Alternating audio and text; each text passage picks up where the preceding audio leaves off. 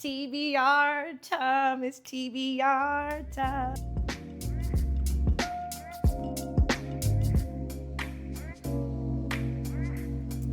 What's up? It's TBR time. It's TBR time.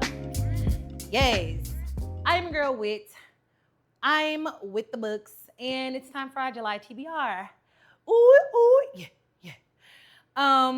One, I'm super glad or super excited. Let me just state some things.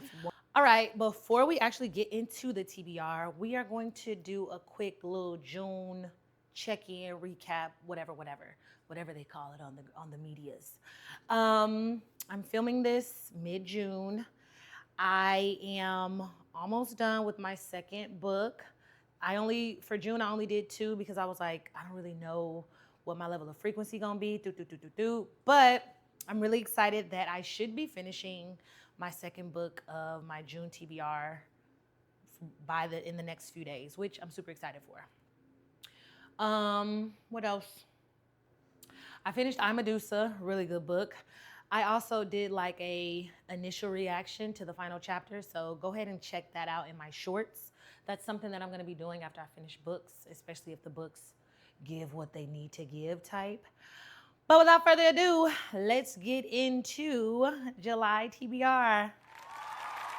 I'm also very excited because it's my birthday month. The books I picked out have no real, and I won't say have no, but I wanted a variety of books to read. I'm going from 2 books to 4 books. Oh my word. Big stepper, okay? And I feel like I can do it. I feel like I can. I believe in me. If I'm halfway done and I got 2 more weeks left of June, I for sure should be able to read double. So we pushing myself. And not like I'm trying to be a fast reader, but I do want to consume more books while I have the time before the fall. But anywho, let's get into it. So of my books, I picked I think this is a romantasy, a contemporary urban, I think is what it's called, another contemporary, and an autobio. So book number 1, Our Vicious Oaths by N.E. Davenport. Backstory on the book: it was gifted to me by my fellow book girly, booktuber. Her YouTube is Happily Amber After. Love her down. But I've already said that a few times, but I really appreciate her gifting me this book. Thank you so much, girlfriend. And it reads, a warrior princess and a vengeful, I don't know that this is actually, okay, whatever, we'll figure it out. Because I don't be really knowing what part to read when I be coming doing this, but yeah. Okay. A warrior princess and a vengeful king form rival fae courts. And I don't know, is fae the word or is that an acronym for something? From Fierce Alliance, we're scrapping that out. Sorry, guys. Ooh. So,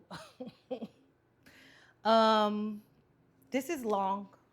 And while I am trying to practice my reading voice to be a narrator, there are words in here that I don't know. And when I say I don't know, not like I can't read them, I'm just like, I don't really know how to say them in a way that, like, Apollyon court is Apollyon court. Yeah, like the different things within the book. I mean, when they made up words, they can sound however you want to make them sound. Does phonetics kick in? Okay, I'm sorry, I'm getting distracted. All I know though is that this is romance and fantasy, and it is romance and fantasy. It's a romantasy with an enemies to lovers trope. Never read one. Baby girl though is a really good author, and what also drew me in when I opened it up, we got a map.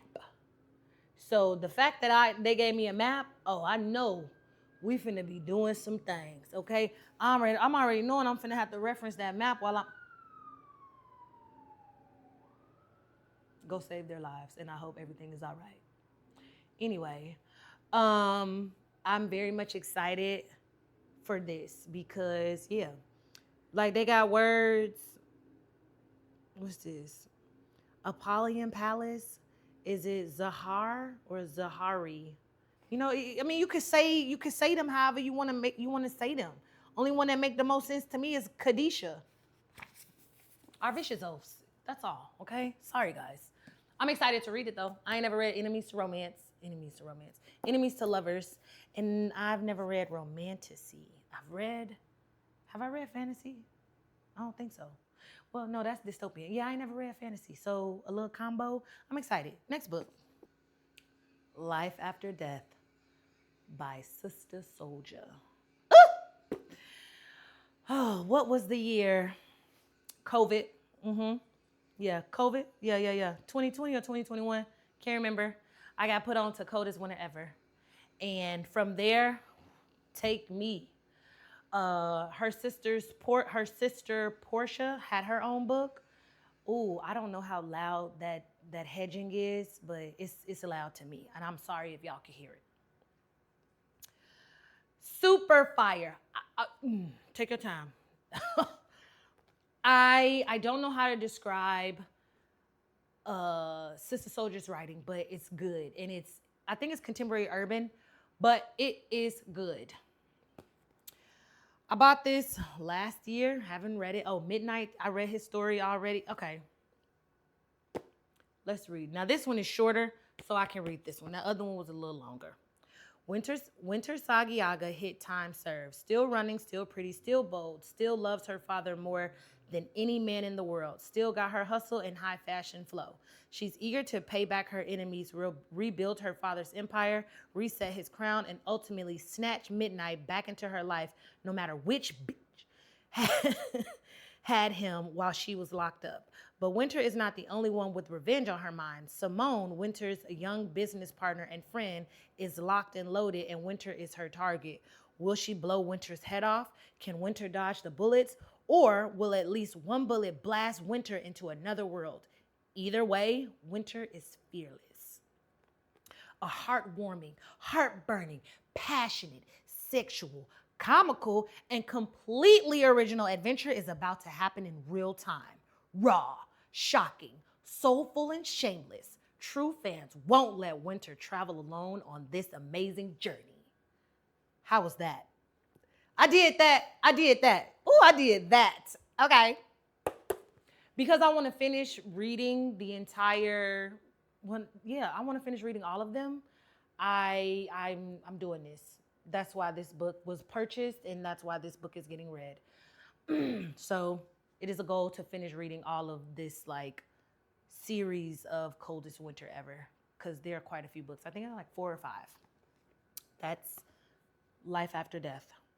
We got 2 more books, and I can't wait to talk about this one. Next up, Successful Failure by Kevin Fredericks. It's his autobiography. Is it his autobiography? I don't know that it's an autobiography, or maybe it's a memoir. Not really sure which category it falls under, but I am very much interested in this because if you are anybody who has social media, he done came up on your timeline because he is on all of them and he posts on all of them every day.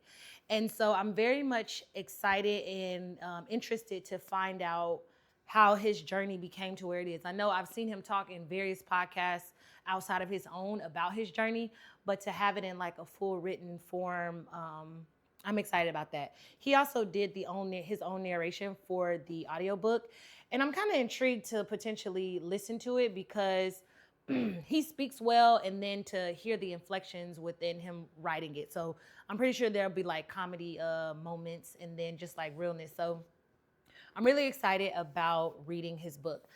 This book, because it is also meant to be informative, it's not one that I'm going to read like a story. I want to keep this book kind of like if I'm laying in the bed and it's like, let's read a couple pages, or like if I'm early somewhere, which don't really happen, but whatever. And I'm like in the car and it's like, well, I got a little bit of time to kill, so let me read a couple pages. So this is not one that I'm like, I want to reread. So what I won't say I don't want to reread, but I'm not moving through it to get through it. So yeah, Successful Failure, his name is Kevin Frederick, but he go by Kev on stage. All right. Last but not least, I'm super excited. So the same friend who got me Our Vicious Oaths, she also got me this. And it's like a blind book. And I'm super excited to be a part of this. So let me read it. Blind date. It says contemporary. She travels to Nigeria to attend the funeral of the father she never knew. She meets her late father's family for the first time. The days leading up to the funeral are chaotic, with secrets unfolding and leaning into a culture she never thought to understand or appreciate, and a man who steals her heart and helps see herself in a new light. On my whole soul, y'all, I feel like I know what book this is. I feel like I know. However, unfortunately, I don't remember. I've been logging so many books that I either want to buy or want to read or a little bit of both, and I'm just like, I feel like I know what book this is. I feel like I know. And I don't know. I don't know. And I'm also very excited to add this to my TBR because I am doing, I want to know what this book is before my next book haul. And I want to make sure that I don't got to make sure that I get this. I don't want to double buy or have two of the same copy because then I got to worry about all that. So I'm very much excited to open this book. Let's do it. Ooh, it's like Christmas. It's like Christmas. Rip it.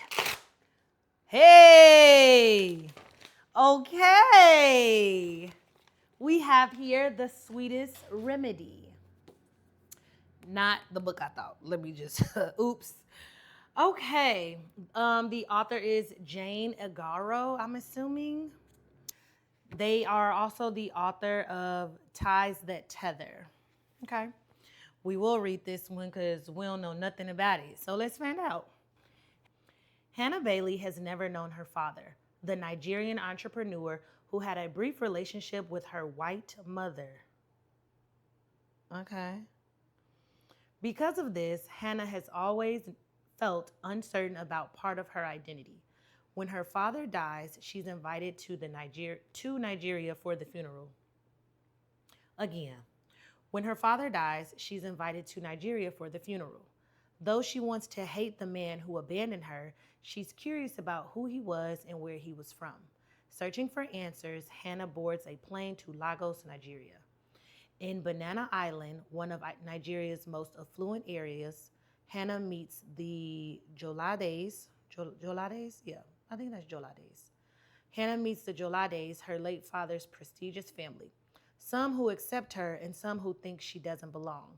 The days leading up to the funeral are chaotic, but Hannah is soon shaped by secrets that unfold, a culture she never knew that she would understand or appreciate, and a man who steals her heart and helps her to see herself in a new light. Okay. Just off the simple fact that her mama white and her daddy black, I'm already seeing that it's gonna be some layers. Okay? All right. So I'm excited. How soon am I gonna read this? Oh, it's a part of my Shorty tweet. This is a part of the July TBR. So yeah. So get it right. These are, there we go. Don't do that. You doing the most. Just go ahead and do a hamburger style. So these are our books for July. 4 books, 4 weeks. Very much excited. Yeah, y'all meet me in the comments if you have read these books, if you are interested in these books, and anything else. Why you just doing all this fumbling around? I don't know. I'm trying to make it cute. So there we go. I think I like that. There we go. There we go. Got it. Y'all meet me in the comments. Until next time, you can find me with the books.